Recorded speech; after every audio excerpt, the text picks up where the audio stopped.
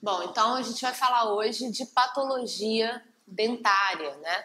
Então, patologia dentária, ela começa falando de alteração de desenvolvimento dos dentes. Então, a gente vai classificar essas alterações de acordo com o número, tamanho, forma e estrutura. E aí, o que a gente vai ver? A gente vai ver que, com relação a número, não tem muita dificuldade, né? O número maior ou menor, tamanho maior ou menor.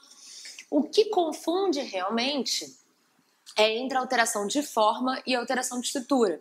E o que a gente vai ver é que a classificação ela é sempre dada de acordo com o defeito primário.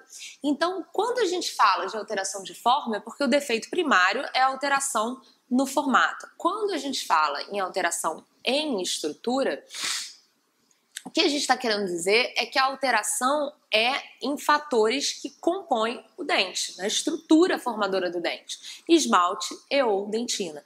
Mas o que acontece é que quando a gente tem uma alteração em esmalte e ou dentina, isso muda a forma do dente. E aí a gente acaba, então, confundindo estrutura com forma. Então, lembrar que estrutura é só quando a alteração for de esmalte e dentina. Então a gente vai ver que alteração de número. Aqui é uma questão de nomenclatura. Então é basicamente aula de português. Então anodontia, ausência do total de dentes. Então a anodontia, ela é extremamente rara. Normalmente a gente vai ver num contexto de síndrome, né? Principalmente a displasia ectodérmica hereditária anidrótica. Então é muito difícil o paciente não ter nenhum dente formado. Porque aqui a gente está falando de dente desenvolvido, né? Não serve para dente extraído, nada disso.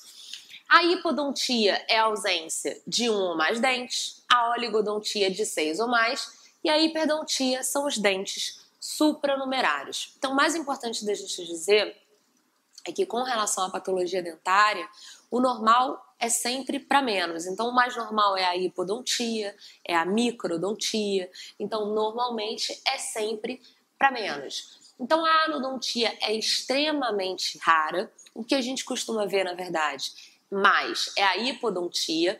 E a hipodontia, ela é extremamente comum porque ela é considerada uma forma evolutiva, né, de evolução.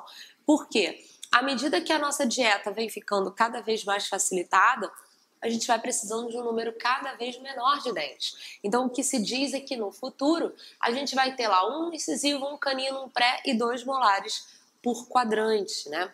Então, normalmente, o que a gente nota como hipodontia mais frequente são os últimos dentes de cada série. Então, os últimos dos molares, que é o terceiro molar, o último dos prés, que é o segundo pré, o último dos incisivos, que é o lateral.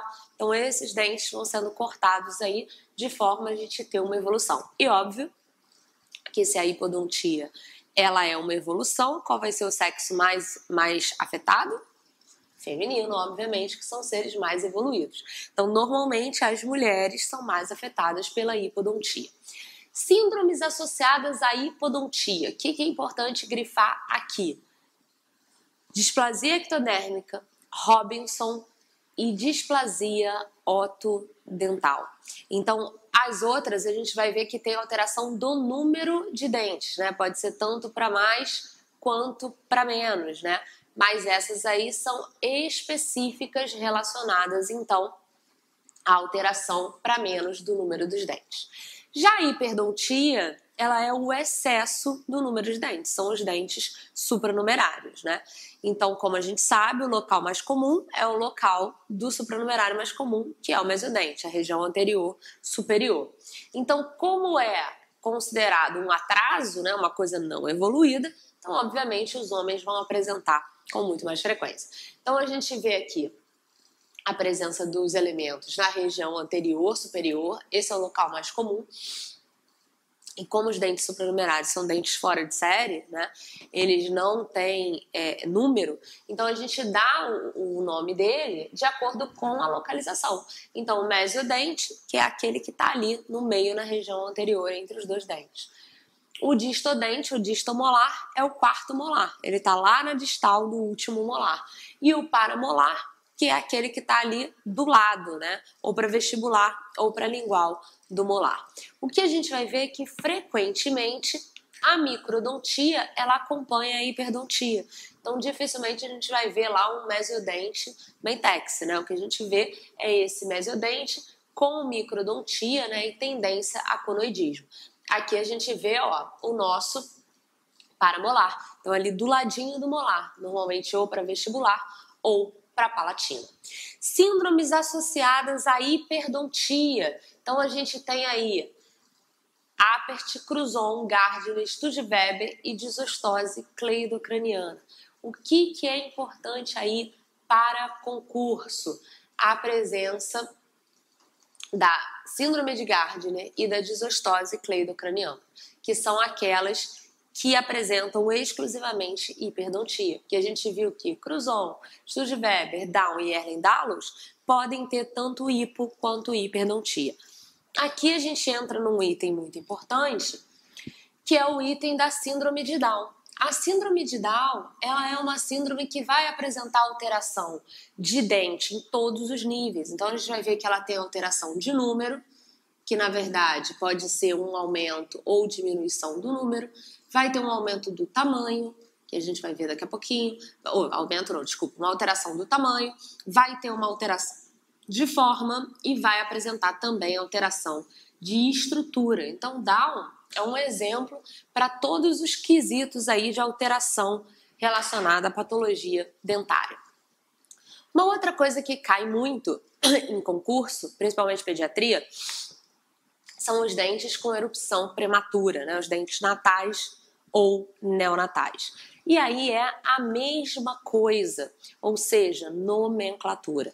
Então, os dentes natais, não são os do 25 de dezembro, são aqueles que erupcionam, que já estão presentes ali no momento do nascimento. Se não está presente no momento do nascimento, se erupcionou no dia seguinte, já não é natal, já é neonatal.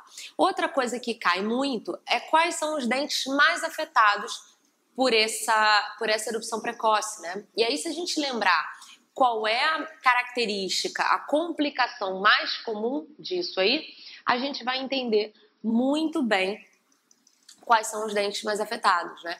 Então, são os anteriores e inferiores e eles frequentemente causam a úlcera de Rigafed. Por quê? Porque a criança fica ali, ó, passando a língua durante a amamentação e o que a gente vai ver é que acaba, então, a gente tendo ali um trauma por causa desse contato aí durante a amamentação. Alteração de tamanho. Então, mais uma vez, ou é para mais ou é para menos, né? Então, ou a gente vai ter uma microdontia ou macrodontia. O que é mais comum? Para menos, né? Então, as alterações associadas à diminuição do tamanho são mais comuns. A gente sempre fala, em relação a termo, em microdontia verdadeira ou microdontia relativa e fala em microdontia difusa ou generalizada. Então, o que é isso? Difusa ou generalizada e localizada, a gente já sabe o que é, mas qual é a diferença entre relativa e verdadeira? Verdadeira é quando a gente realmente tem uma alteração do tamanho dos dentes. Já relativa é quando a gente tem uma alteração em relação à base óssea, ou seja, os dentes não são grandes, mas estão numa mandíbula pequena, e aí dá a impressão de que é microdontia. Então, essa relação com o osso é que leva às alterações chamadas de relativa. Então, primeiro, é claro que a microdontia ela vai ser muito mais comum do que a macro. Normalmente, a gente pode ver de forma generalizada ou no Down ou no nanismo. Então, a gente já vê aqui mais uma lista para Down. Então, tamanho, microdontia difusa, que é a alteração mais comum. Então, normalmente, a gente vai ter o lateral superior e o terceiro molar mais afetados. Então, a microdontia, frequentemente, ela é associada com conoidismo e, eventualmente, ela é associada a uma retenção prolongada dos tecidos, que o dente não encontra força para conseguir erupcionar, né? Então, frequentemente, a gente vai ver essa relação aí com a manutenção dos tecidos. Macrodontia. A macrodontia é um fenômeno extremamente raro, principalmente na forma isolada dela. Então, normalmente, quando a gente tem macrodontia, é ou generalizada, porque o paciente tem um gigantismo, ou principalmente da hiperplasia hemifacial. Então, essa hiperplasia hemifacial, ela tá caindo bastante em concurso, né? E aí, todo o lado do paciente, toda aquela hemiface é aumentada. E aí, eventualmente, o dente fica aumentado também, né? Então, ele fica aumentado ali como um todo.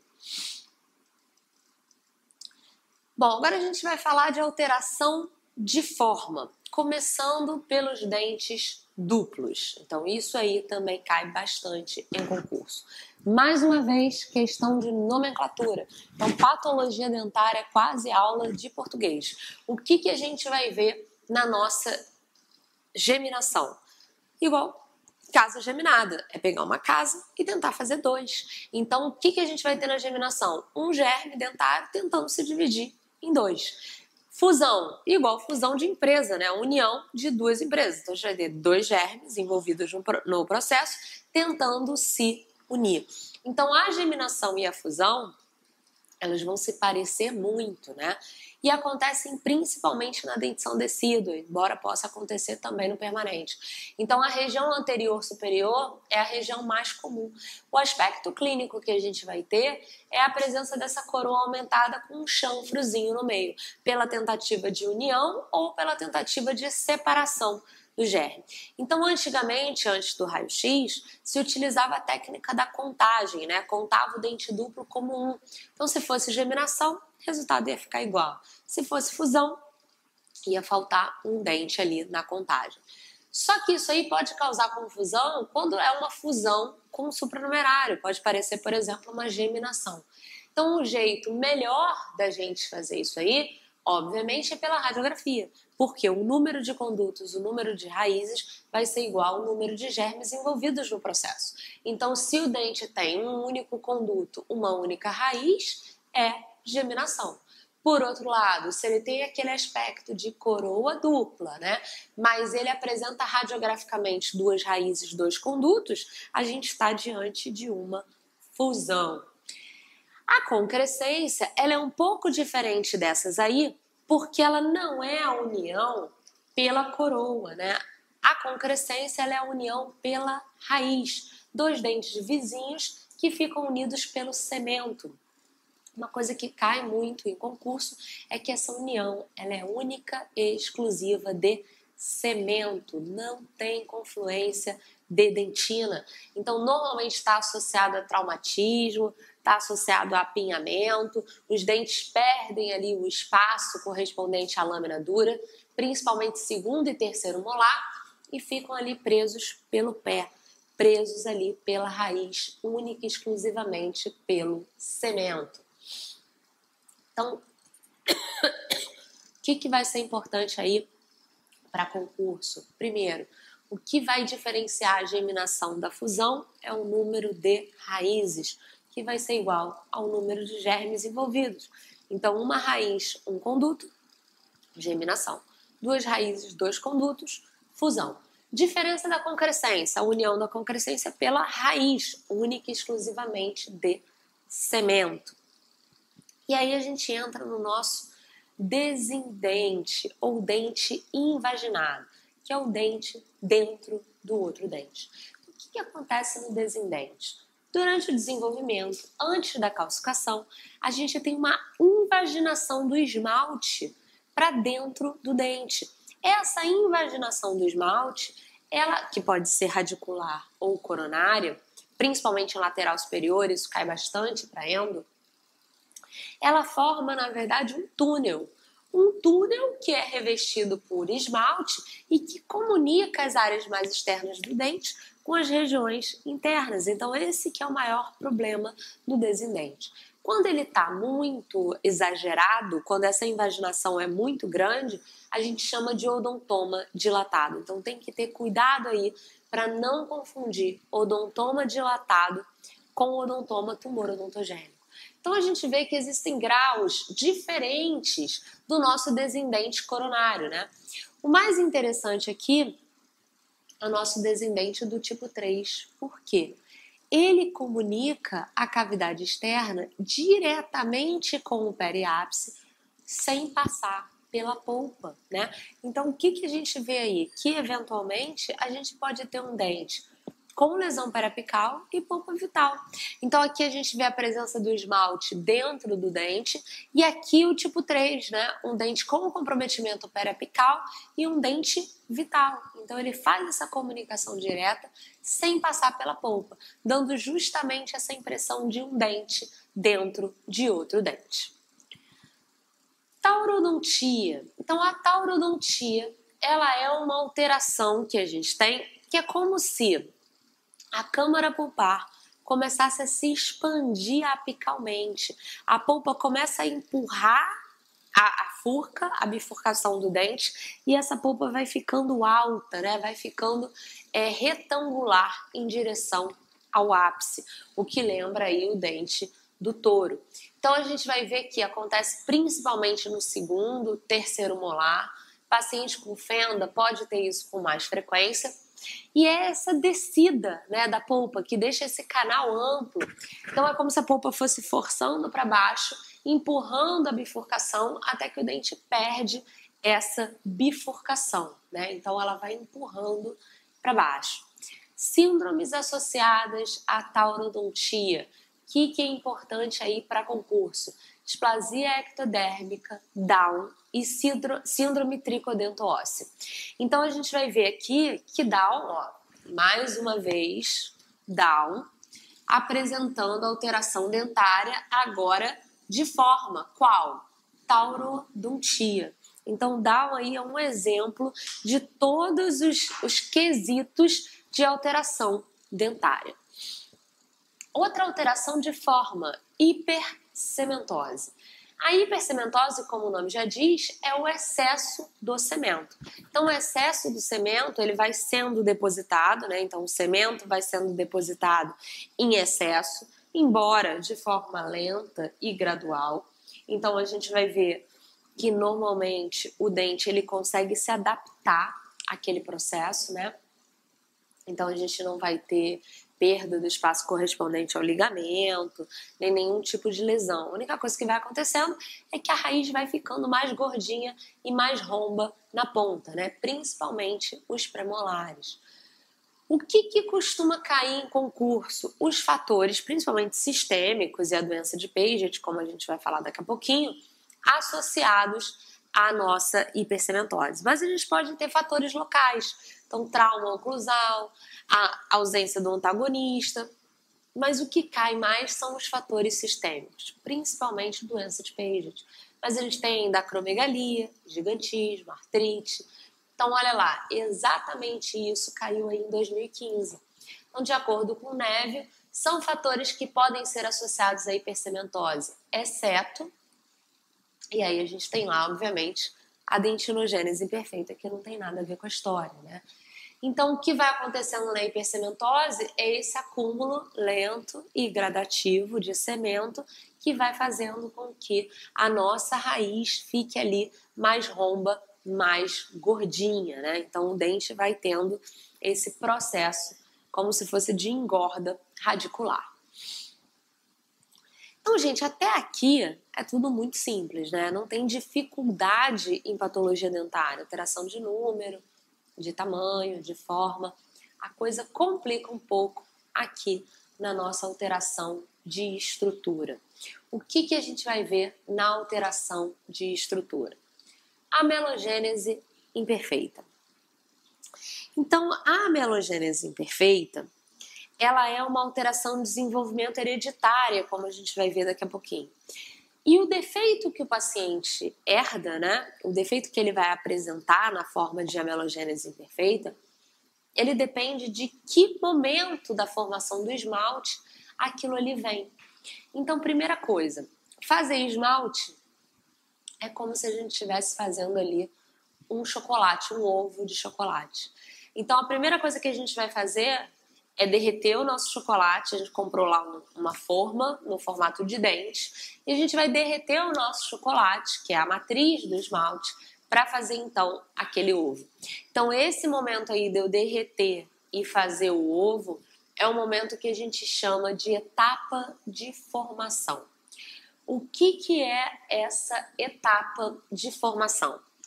A etapa de formação é a elaboração da matriz. É o momento em que eu vou derreter o chocolate e vou jogar ali dentro da forma.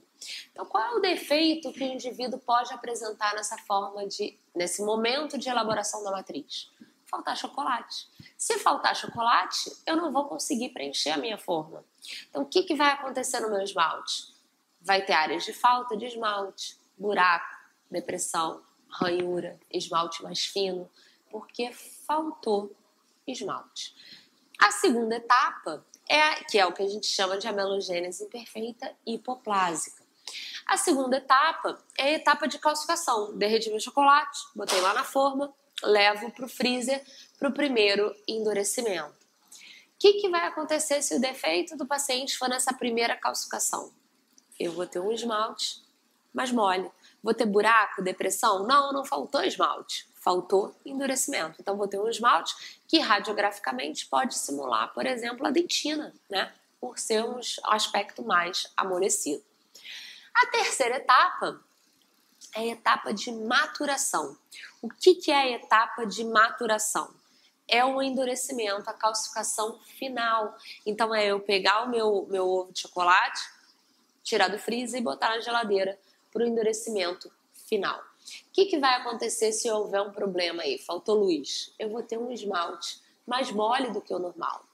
Assim como se o problema fosse na etapa de calcificação. Só que na etapa da maturação, a gente tem a maturação e união dos cristais de hidroxiapatita, que é o que confere a translucidez ao esmalte. Então, se eu tiver um problema nessa etapa de maturação, não só o esmalte vai ser mais mole, como eu vou ter manchas, né? Áreas mais opacas ou com manchas mais amareladas, que é justamente a amelogênese imperfeita hipomaturada.